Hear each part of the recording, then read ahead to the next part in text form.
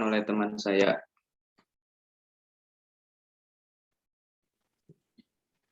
Rata-rata dan varians dari distribusi probabilitas adalah nilai khas yang digunakan untuk mewakili lokasi pusat dari distribusi probabilitas.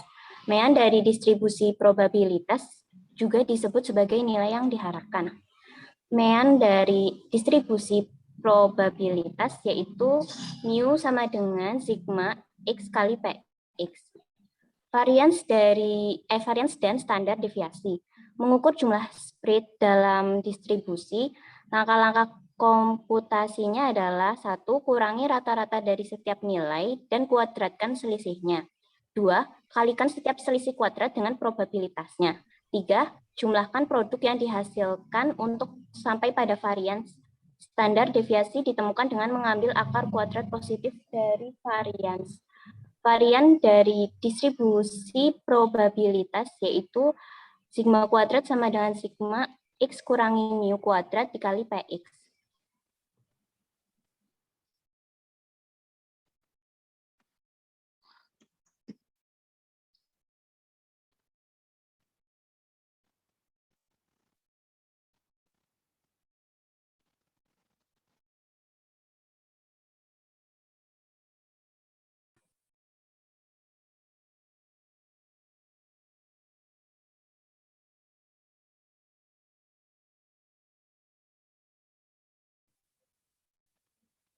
Mean, varians, dan standar deviasi dari distribusi probabilitas. Contohnya, yaitu John Rexdale menjual mobil baru untuk Phil Canford.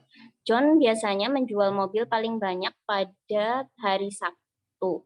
Dia telah mengembangkan distribusi probabilitas berikut untuk jumlah mobil yang dia harapkan untuk dijual pada hari Sabtu tertentu. Pada tabel yang sebelah kiri, yaitu number of cars sold atau X, itu ada 0, 1, 2, 3, dan 4. Probability atau PX ada 0,10, 0,20, 0,30, 0,30, 0,10. Totalnya yaitu mean mu sama dengan sigma X kali PX.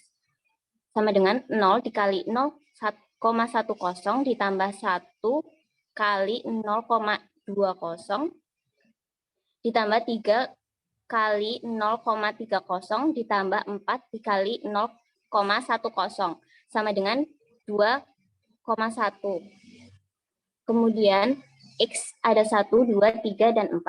Kemudian PX ada 0,10, ada 0,20, 0,30, 0,30, dan 0,10. Totalnya 1,00. Kemudian ada X dikali PX, yaitu 0,00, 0,20, 0,60, 0,90, 0,40. Maka mu-nya sama dengan 2,10. Oke, Mbak. Mu 2,10 itu artinya gimana, Mbak?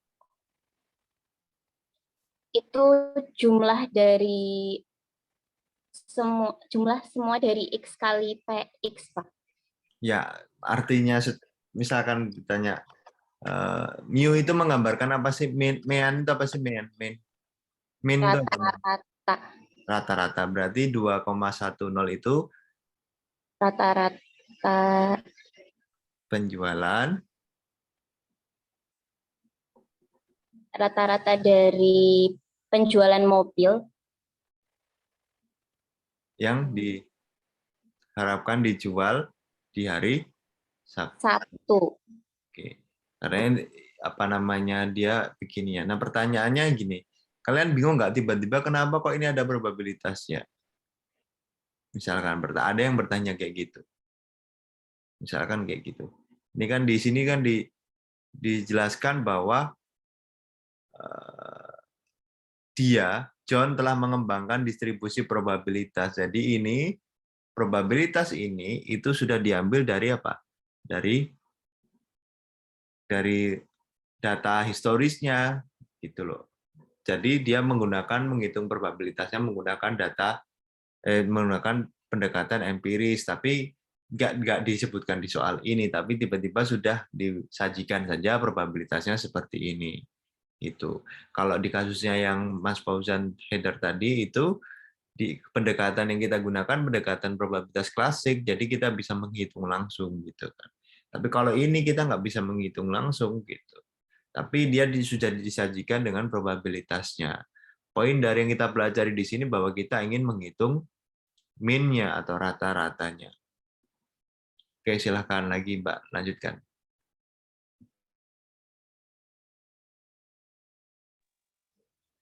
Varian yaitu sigma kuadrat sama dengan sigma x kurangi mu kuadrat dikali px. Untuk x-nya ada 0, 1, 2, 3, dan 4. Lalu px-nya itu ada 0,10, 0,20, 0,30, 0,30, 0,10.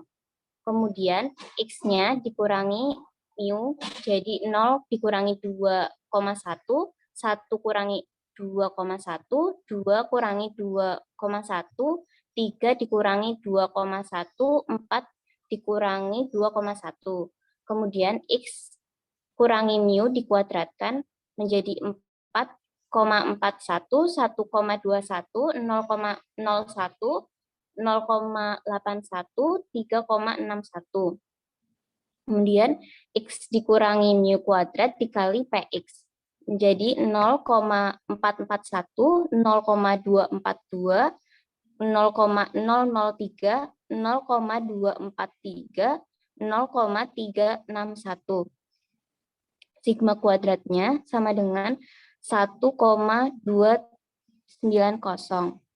Standar deviasi yaitu sigma sama dengan akar dari sigma kuadrat sama dengan akar 1,290 sama dengan 1,136.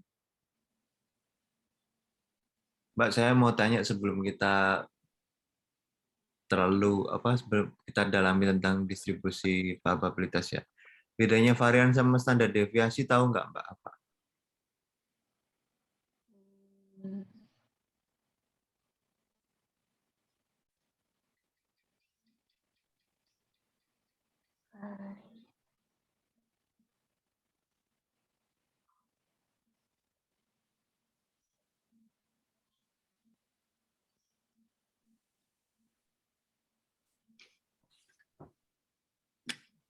Varians dan standar deviasi itu menggambarkan apa sih?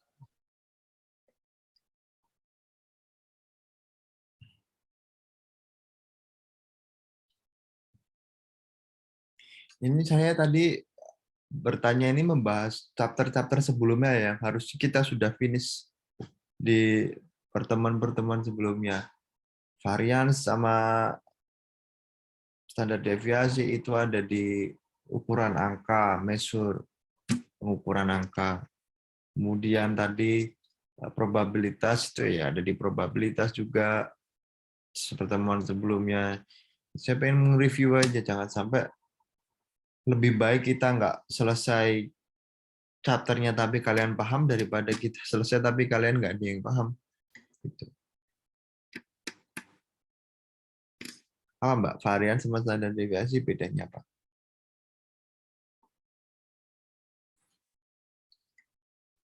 Izin menjawab, Pak. Boleh, silahkan. Kalau misal varians itu melihat dari rata-rata semua nilai dalam kumpulan data. Terus kalau misal standar deviasi itu melihat penilaian yang tepat dari penyebaran data, Pak. Gimana Mbak, kalau varian itu adalah? Kalau varian itu melihatnya dari rata-rata semua nilai dari kumpulan data. Ya. Kalau misalkan standar deviasi itu melihatnya dari penilaian yang tepat dari penyebaran data. Penilaian yang tepat dari penyebaran data. Standar deviasi itu diperoleh dari caranya gimana sih, Mbak? Tahu nggak? Ini ada ini. Caranya adalah dengan yang di bawah box ini kan rumusnya standar deviasi. Caranya dengan akar sigma kuadrat. Ya, sigma kuadrat itu adalah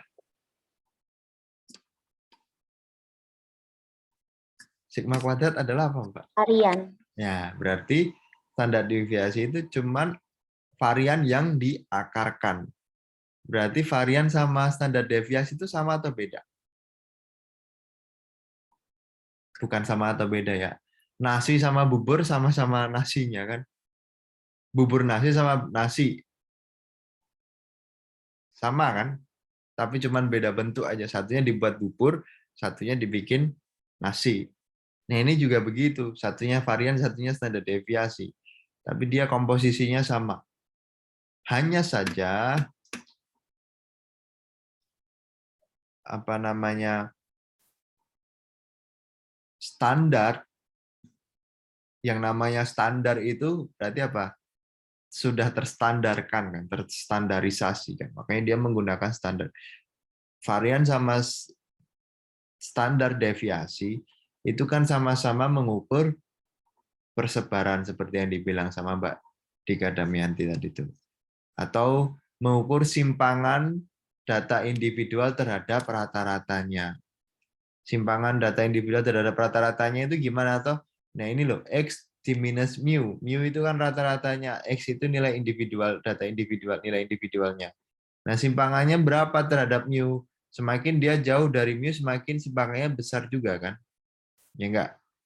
Kalau dia 0 ya berarti 2,1. Kalau dia 1 berarti simpangannya menjadi kecil 1,1. Kalau dia 2 semakin kecil lagi 0,1. Gitu kan. Ini kan simpangan ini. Nah, kalau ini nggak dikuadratkan kayak di rumus ini, maka ini hasilnya pasti 0 ketika dijumlah. Coba aja jumlah aja pasti hasilnya 0. Karena apa? Karena simpangan yang namanya rata-rata itu lokasinya di tengah. Kalau kalau sesuatu hal yang lokasinya ada di tengah, terus kemudian kalian itu menilai simpangannya, pasti hasilnya 0. Gitu. Paham maksudnya nggak? Misalkan ada stick, terus kalian ambil di tengah dari stick, ketika kalian putus, sticknya itu sama nggak panjangnya? Sama kan kalau kalian ambil di tengah, benar-benar di tengah-tengah. Maksudnya kayak gitu loh. Misalkan apa ya, yang simetris itu apa ya? Nah, stick aja itu, udah cukup. Nah, makanya ini dikuadratkan. Ya kan? Sehingga varian itu merupakan simpangan yang masih dalam wujud kuadrat. Nah, standar deviasi itu setelah hasil dari varian itu dibalikkan lagi ke unit yang sebenarnya, yaitu unit yang sebenarnya yang di sini. Kalau kita pakai unit sebenarnya tadi ini di sini kan jawabannya 0 nih, jadi nggak bisa dihitung. Setelah itu solusinya adalah dikuadratkan. Nah, varian itu masih dalam wujud kuadratnya, gitu kan. Nah, standar deviasi itu ibaratnya distandarkan lagi ke unit awalnya, dibalikin lagi ke unit awalnya dengan cara diakarkan. Misalkan saya kasih contoh, ketika saya bilang gini,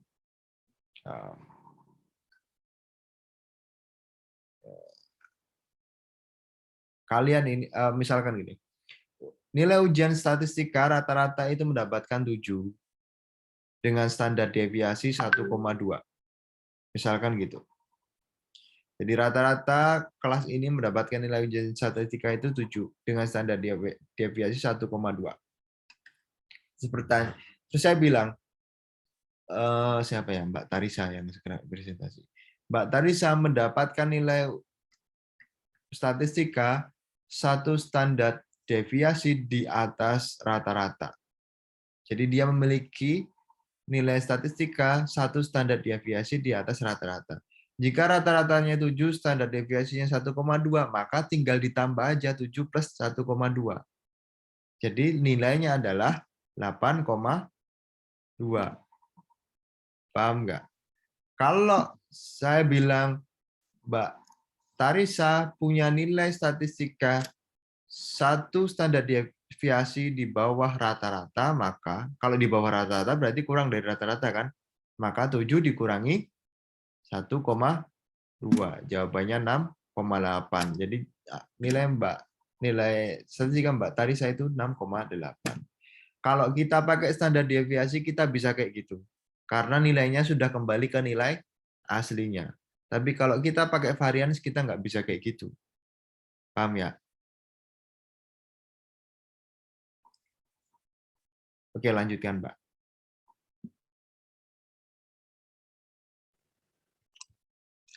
Distribusi peluang binominal adalah distribusi probabilitas diskrit yang terjadi secara luas.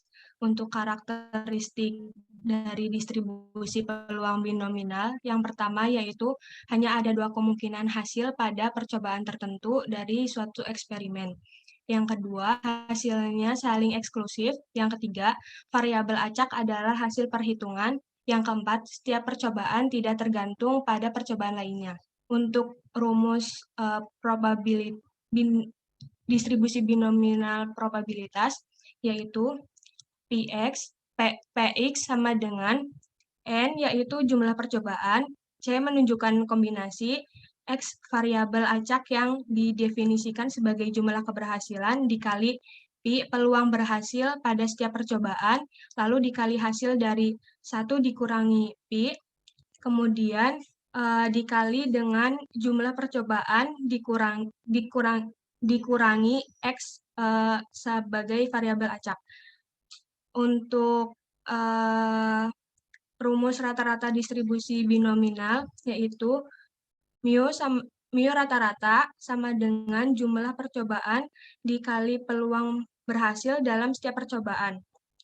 Untuk rumus varian distribusi binominal, sigma pangkat 2 sama dengan varian sama dengan jumlah percobaan dikali peluang hasil lalu dikalikan dengan hasil 1 dikurangi peluang berhasil pada setiap percobaan. Next. Untuk contohnya yaitu ada 5 penerbangan. Bentar, Mbak. Sebentar, balik lagi. Iya, Pak. Pi ini sudah dijelaskan belum, Pi? Pi itu apa? Pi itu adalah peluang berhasil pada setiap percobaan, Pak. Oke, probability. Oke, ya. Saya pikir Pi yang lingkaran itu. Kalian masih ingat Pi lingkaran itu kan? Menghitung luas lingkaran, rumusnya apa? Pi kali jari-jarinya atau diameternya. Dah, yuk silakan lanjutkan, Mbak. Ya, untuk contohnya itu ada 5 penerbangan setiap hari dari Pittsburgh melalui US Airways ke Bradford, Pennsylvania, bandara regional. Misalkan probabilitas bahwa setiap penerbangan datang terlambat adalah 0,20. Berapa probabilitas bahwa tidak ada penerbangan yang terlambat hari ini? Untuk cara pengerjaannya yaitu probabilitas sama dengan jumlah percobaan kombinasi variabel acak yang didefinisikan sebagai jumlah keberhasilan dikali Pi, peluang berhasil pada setiap percobaan, lalu dikali hasil dari 1 dikurangi Pi, terus N jumlah percobaan dikurangi X variabel acak sama dengan 5 dikali 0,20 dikali hasil dari sang 0,20 pangkat 5 sama dengan 1 dikali 0,3277 sama dengan 0,3277. Lalu untuk berapa rata-rata jumlah penerbangan yang terlambat, itu rumusnya mu sama dengan jumlah percobaan dikali Pi peluang berhasil pada setiap percobaan sama dengan 5 dikali 0,20 sama dengan 1,0, maka rata-rata jumlah penerbangan yang terlambat adalah 1,0. Kemudian untuk berapakah varians dari jumlah penerbangan yang terlambat, yaitu rumus jawabannya di sigma pangkat 2 sama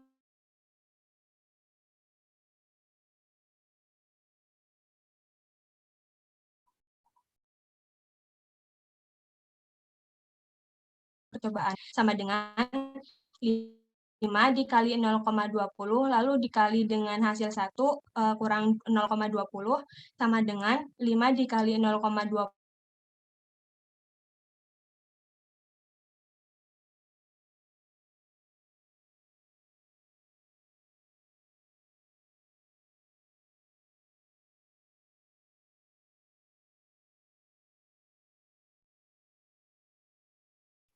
Halo? Ya, Pak. Saya terdengar ya? Terdengar, Pak. Oke. Mbak, saya mau tanya itu, eh sebentar, saya sebenarnya ini nggak terlalu susah ya teman-teman ya sebenarnya kalau diterapkan sendiri ya. Tapi intinya kan informasinya sudah ada. Misalkan yang susah itu menerjemahkan kalimat cerita menjadi rumusnya. Misalkan kenapa ini PX sama dengan 0, Mbak? Artinya apa? Kenapa kok kita mencari probabilitas X sama dengan 0?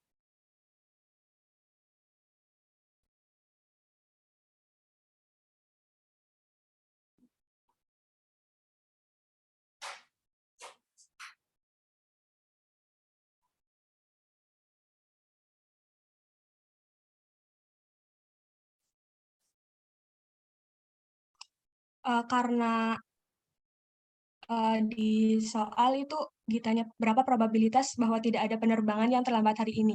Kayak gitu bukan, Pak? Ya, karena tidak ada maka dia X itu melambangkan apa? 0. Eh, Tidak ada. X Tidak ada penerbangan. X itu melambangkan apa? Penerbangan yang Yang tidak ada. Yang terlambat. tidak ada terlambat, ya. Ya, X itu melambangkan penerbangan yang terlambat. Nah, berapa jumlah penerbangan yang terlambat? Berarti tinggal kalau kita ingin melihat probabilitas penerbangan yang terlambat itu 1, maka X sama dengan 1. Kalau kita ingin melihat penerbangan yang terlambat itu 2, ya berarti X sama dengan 2. Maka ketika X-nya itu diganti, implikasinya terhadap rumus ini juga akan isiannya ini juga akan berubah semua gitu kan. Terus karena dia ini adalah tidak ada penerbangan yang terlambat hari ini, maka X sama dengan 0. 0. Gitu kan. Nah, C5 kombinasi 5 dengan 0 sama dengan 1, rumusnya kombinasi kemarin apa, Mbak?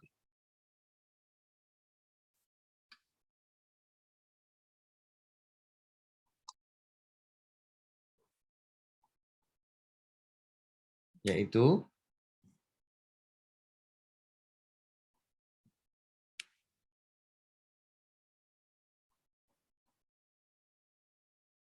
juga lupa saya.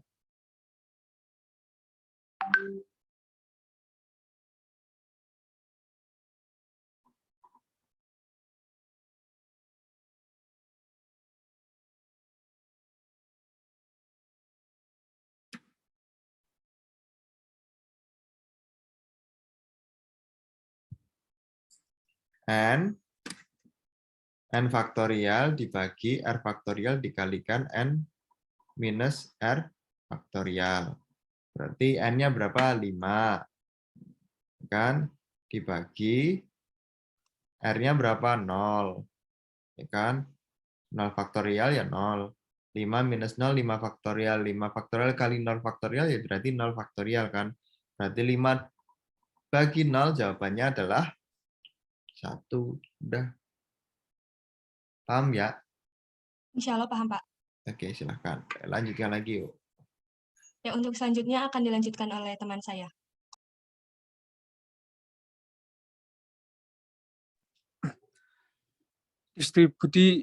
Distribusi binomal. Contoh, 5% dari roda gigi cacing yang diproduksi oleh mesin penggiling senter bel otomatis berkecepatan tinggi rusak.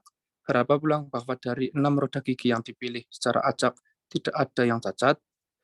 Tepat 1, tepat 2, tepat 3, tepat 4, tepat 5, tepat 6 dari 6. Contoh tabelnya sebagai berikut.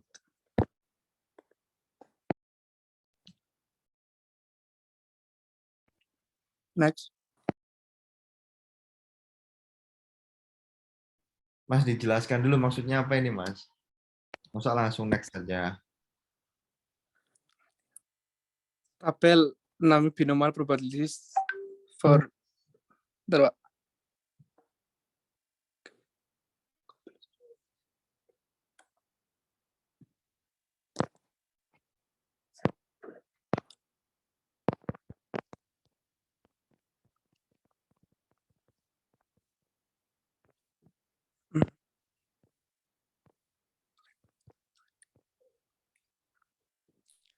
X per ini yang N sama dengan 6 probability X per Pi 0, 1, 2, 3, 4, 5, 6 yang 0,05 itu 735 232 031 002 000 000. Yang titik 1 itu 5.531 titik 354 titik 098 titik 015 titik 001 titik 000 titik 00. Yang titik 2 2.262 titik 393 titik 246 titik 082 titik 015 titik 002 titik 000. Yang probability titik 3 titik 118 titik 303 titik 324 titik 185 titik 060 titik 010 titik 001. Yang titik keempat yaitu titik 047 titik 187 titik 311 titik 276 titik 138 titik 037 titik 004. Bentar, Mas. Sebentar.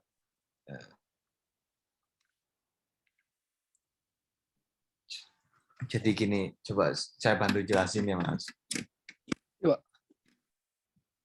Nah, ini kan kita lihat di sini bahwa ada pernyataan bahwa 5% dari produksi roda gigi cacing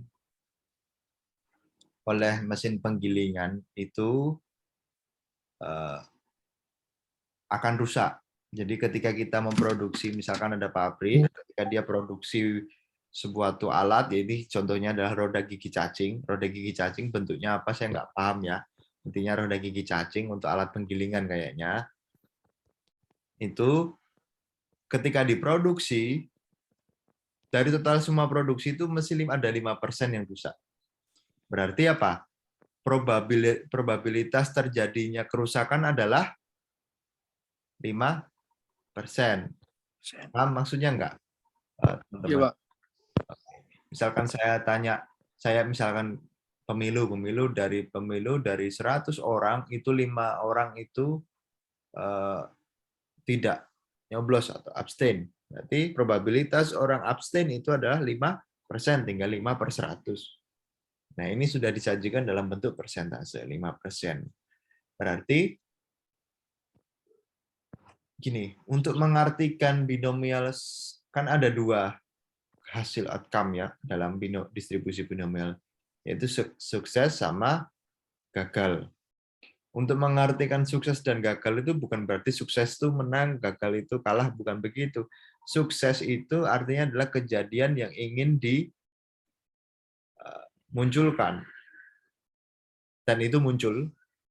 Gagal itu kejadian yang ingin dimunculkan tapi tidak muncul. Maksudnya begitu. Nah, karena konteks dalam soal ini adalah rusak, jadi alat yang rusak atau produksi yang rusak itu menjadi sukses, produksi yang tidak rusak itu menjadi gagal. Karena kita ingin mencari rusaknya, gitu. Yang kita harapkan adalah rusaknya. Nah, dari 6 diambil, misalkan diambil 6 secara acak kan. Nah, dari 6 yang diambil secara acak ini, berapa probabilitasnya tidak ada yang cacat? Berapa probabilitasnya dari 6 yang diambil itu hanya 1 yang cacat, kemudian hanya 2 yang cacat, hanya 3 yang cacat, dan seterusnya sampai semuanya itu ternyata cacat. Paham nggak? Nah, dari sini sebenarnya kalau teman-teman itu cek di Google, teman-teman tuh bisa mencari tabel probabilitas binomial atau binomial probabilities tabel gitu kan. Dari tabel tersebut teman-teman tanpa menghitung bisa tahu probabilitasnya berapa gitu kan. Tabel ini misalkan jika cara bacanya adalah ini kan tabel ini kan n-nya sama dengan 6. Jadi ini khusus untuk n yang 6 jumlahnya. Oke kan? Untuk x sama dengan 0 berarti apa? Tidak ada produk yang cacat, ya kan? Untuk x sama dengan 0, probabilitasnya 5%, berarti ini yang diwarnai pink ini. Untuk X sama dengan 0 berarti tidak ada yang cacat, probabilitasnya adalah 0,735. Ini kan. Berarti kalau X sama dengan 1 berapa probabilitasnya?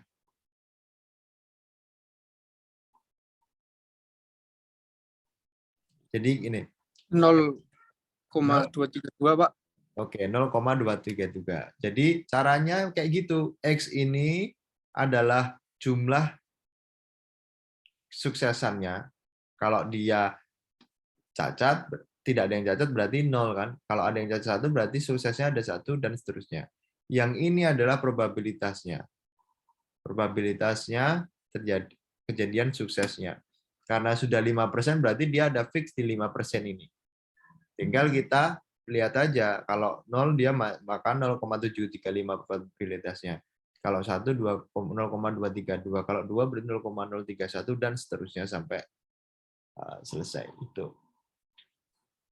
Nah, ketika teman-teman lihat di bagian kanan gambar ini ada bentuk dari binomial distribusi. Ya kan? Ketika n-nya itu sama, kemudian probabilitas kesuksesannya itu berbeda, maka wujudnya itu adalah berbeda-beda pula. Semakin tinggi probabilitas ketika probabilitas kesuksesannya itu adalah setengah, maka wujud dari distribusi binomial itu seperti lonceng yang simetris. Oke kan? Semakin dia kurang dari setengah atau menjauh dari setengah probabilitasnya, dia semakin miring skewness. Oke kan? Nah, sekarang ini binomial, bentuk distribusi binomial untuk n yang berbeda-beda tapi probabilitasnya konstan atau probabilitasnya sama gitu loh. Nah, semakin tinggi nilai n atau semakin besar n, maka apa? Bentuk dari distribusinya juga akan semakin menyerupai lonceng yang simetris. Ingat-ingat itu ya, karena ini akan penting. Implikasinya apa? Implikasinya nanti nyambung sama di distribusi berikutnya yang akan kita pelajari di selanjutnya. Oke, silakan lanjutkan, Mas. Selanjutnya akan dibacakan oleh teman saya. Distribusi probabilitas binominal kumulatif, contohnya itu sebuah studi oleh Departemen Transportasi Illinois menyimpulkan bahwa 76,2% penumpang kursi depan menggunakan sabuk pengaman. Sebuah sampel dari 12 kendaraan dipilih, berapa peluang penumpang kursi depan tepat pada 7 dari 12 kendaraan memakai sabuk pengaman. Probabilitas X sama dengan 7, N-nya sama dengan 12, dan P-nya itu 0,762. Sama dengan 12 C 7 kurung buka 0,762 kurung tutup pangkat 7 kurung buka 1 dikurangi 0,762 kurung tutup pangkat 12 kurangi 7 sama dengan 792 kurung buka 0,149171 kurung tutup kurung buka 0,000764 kurung tutup sama dengan 0,0902. Berapa probabilitas penumpang kursi depan di setidaknya 7 dari 12 kendaraan mengenakan sabuk pengaman? Probabilitas X lebih dari 7, N 12, dan P itu 0,762. Sama dengan P kurung buka X sama dengan 7 ditambah P kurung buka X sama dengan 8 ditambah PX sama dengan 9, ditambah PX sama dengan 10, ditambah PX sama dengan 11, ditambah PX sama dengan 12, sama dengan 0,0902 ditambah 0,1805 ditambah 0,2569 ditambah 0,2467 ditambah 0,1436 ditambah 0,0383, hasilnya itu 0,9562.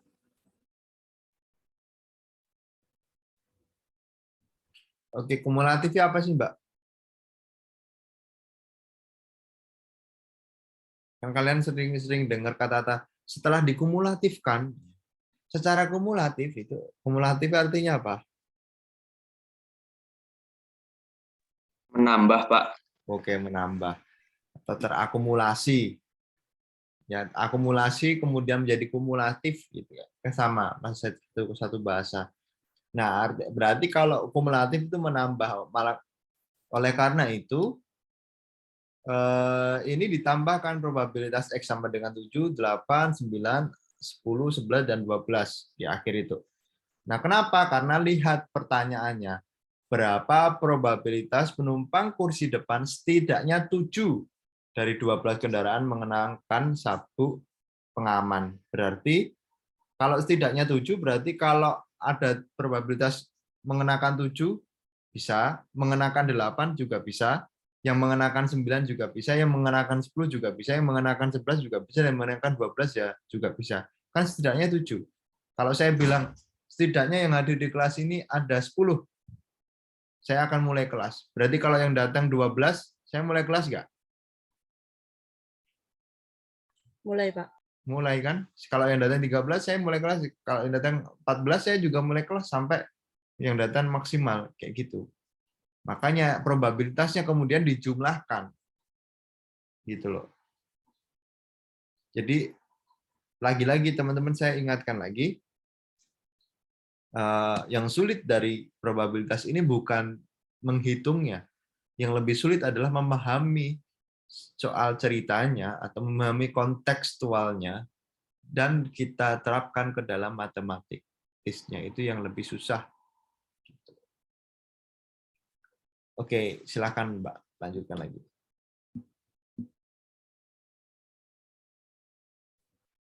Sekian dari kelompok kami, kurang lebihnya mohon maaf. Ya. Ya. Terima kasih Mbak. Kelompok berapa? Kelompok 5 ya. Silakan kalau ada pertanyaan dibuka. Teman-teman ada pertanyaan nggak? Silakan tanya dulu sebelum TS dulu ini.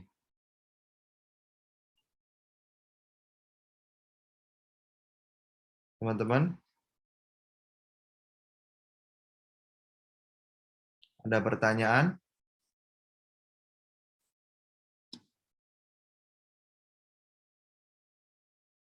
Oke.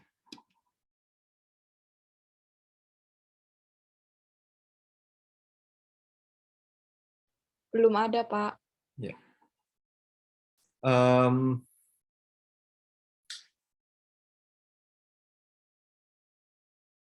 Semoga insya Allah paham semua ya.